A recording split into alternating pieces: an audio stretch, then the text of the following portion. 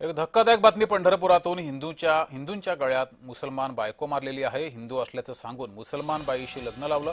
लग्नाच्या मध्यस्थानं हिंदू नवरदेवाला सुमारे 3 कोटीला लुटलंय। पंढरपुरात विनायक आवताडेची फसवणूक झाल्याचं समोर आलंय। मंगळवेढा पोलिसात बनावट हिंदू तरुणी, तिचे कुटुंबीय आणि लग्नाच्या मध्यस्थाविरोधात गुन्हा दाखल केला गेलाय।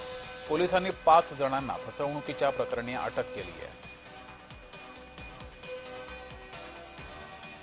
देवदर्शन वगैरे झाल्यानंतर 23 तारखेला सकाळी 6 वाजता मुलगी ही घरातून पळून जात असताना मंगळवेढा येथे आम्ही तिला पकडले। तर तिथं आम्ही जरा झटापटी झाल्यानंतर त्यांना मंगळवेढा पोलीस स्टेशनला घेऊन येऊन फिर्याद दाखल करून त्यांना आतमध्ये टाकलेला आहे। 16 तारखेला लग्न झालं। नंतर 23 तारखेला सकाळी ती मुलगी घरात असताना तिला न्यायसाठी तिची आई, बहीण आणि भाऊ आला होता।